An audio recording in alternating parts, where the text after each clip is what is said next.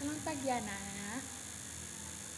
Sekarang kita akan belajar mengenai sikap berfoya-foya, sikap riya, sikap sum'ah, sikap takabur, sikap hasad.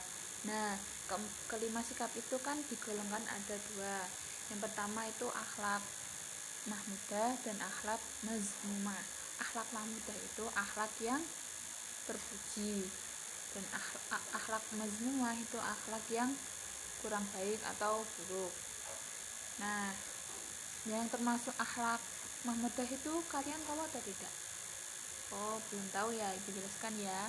Sikap mahmudah itu contohnya sikap yang baik.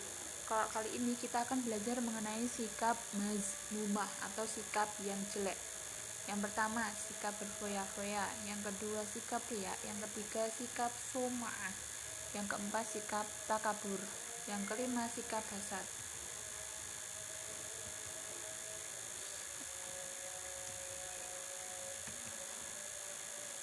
Pengertian berfoya-foya. Foya-foya pola pikir atau sikap tindakan yang tidak seimbang dalam memperlakukan harta sesungguhnya. Berfoya-foya itu berarti menghabiskan semua hartanya yang dengan tidak berguna. Jadi kalian tuh nggak boleh berfoya-foya, hidup itu harus berkecukupan. Nah, dampak negatif dari sikap hidup foya-foya yang pertama yaitu terlalu sibuk mengurusi kebahagiaan duniawi melalaikan akhirat.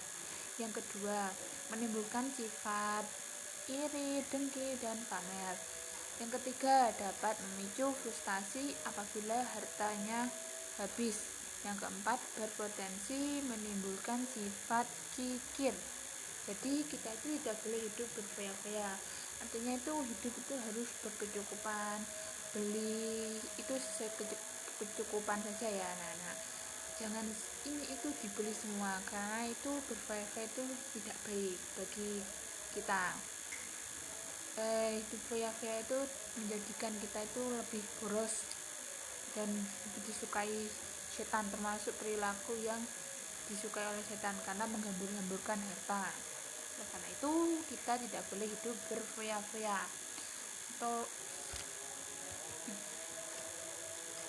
Nah, sekarang agar terhindar dari sifat hidup berfoya-foya, lakukanlah hal-hal berikut ini seperti zat yang akan ibu tampilkan. Yang pertama, membelanjakan harta sesuai dengan skala prioritas kebutuhan. Jadi harus membelanjakan uang itu dengan secukupnya, sesuai kebutuhan. Yang habis itu apa, terus jangan kalau belum habis itu beli lagi itu nggak boleh. Terus yang kedua, membiasakan bersedekah dan membantu orang lain. Harta kita yang sebenarnya, membiasakan bersedekah dan membantu orang lain harta kita yang sebenarnya. Jadi harta kita itu ada sebagian itu hak milik orang lain, jadi kita itu harus bersedekah kepada orang lain agar kita hidup itu bebas dari godaan syaitan. Yang ketiga, bergaya hidup sederhana. Jadi hidup itu sederhana, nggak usah kayak orang sok-sok kaya. Hidup sederhana itu lebih nikmat daripada hidup sok-sok kaya ataupun bergaya yang hedonisme, suka beli ini itu yang tidak sesuai kebutuhan. Yang keempat yaitu selalu bersyukur. Kita itu harus bersyukur dalam segala sesuatu. Misalnya mendapatkan sesuatu nikmat, kita ucapkan alhamdulillah. Terus selalu bersyukur atas nikmat Allah yang diberikan. Tidak boleh mengeluh, kok dapat gini, kok dapat gitu, nggak boleh ya anak-anak. Selanjutnya yang kelima yaitu bertindak selektif dan terencana. Jadi cara menghindari hidup berfoya-foya itu, cara menghindarinya bertindak selektif. Misalnya kalau beli sesuatu itu harus selektif. Kalau beli itu harus sesuai kebutuhan yang mendesak, yang habis, benar-benar habis. Kalau belum habis itu nggak usah beli mendingan. Dan terencana, misalnya kalau ke Indomaret harus habis 50.000, ya harus habis 50.000, nggak boleh lebih, harus terencana. Mau beli ini itu harus direncana. Yang keenam, bersikap rendah hati.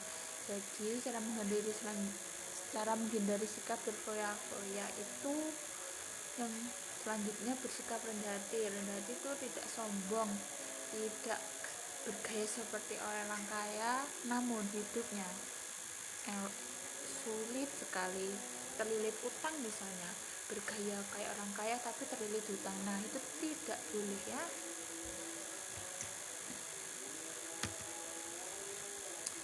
Selanjutnya pengertian riya. Dalam Kamus Besar Bahasa Indonesia, riya pamer menunjuk. Riya itu pamer. Intinya itu riya itu pamer. Kalian tahu kan riya itu pamer, sesuatu yang dimiliki pada orang lain dengan maksud memperlihatkan kelebihan atau keunggulan untuk menyombongkan diri. Kalian tuh nggak boleh pamer. Pamer itu atau riya. Riya itu pamer, wah aku loh punya HP baru, aku loh punya. Selanjutnya kita akan membahas mengenai pengertian riya. Dalam Kamus Besar Bahasa Indonesia, riya itu berarti pamer. Sedangkan menurut Al-Ghazali, dalam bukunya, pamer itu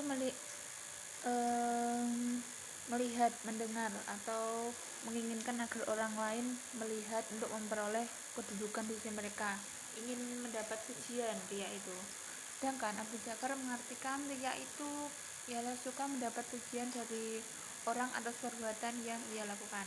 Pamer, misalnya berbuat sesuatu biar dipuji orang lain. Seseorang yang bersifat riya dan sum'ah memiliki ciri-ciri sebagai berikut. Yang pertama, selalu menyebut dan mengungkit amal baik yang pernah dilakukan.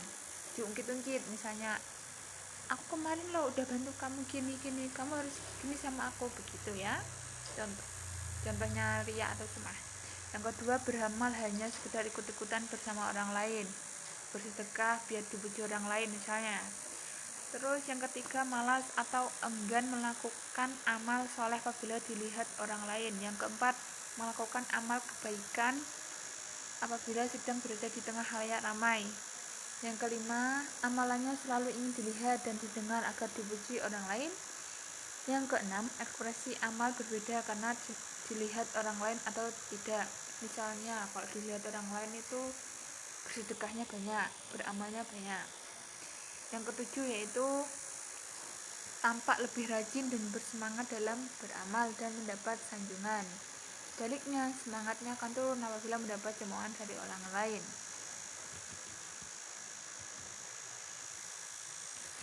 Ya, di sini Ibu akan menjelaskan mengenai cara menghindari sifat riya. Yang pertama, meluruskan niat. Jadi sebelum beramal itu kita harus meluruskan niat, karena sesungguhnya sahnya amal itu dengan beberapa niat. Saya Ibu ulangi kembali lagi ya. Cara menghindari sifat riya, meluruskan niat, menyadari bahwa dirinya adalah hamba Allah Subhanahu wa taala. Yang ketiga, memohon pertolongan Allah. Yang keempat, banyak rasa syukur. Yang kelima, memperbanyak ingat kematian. Yang keenam, membiasakan hidup sederhana.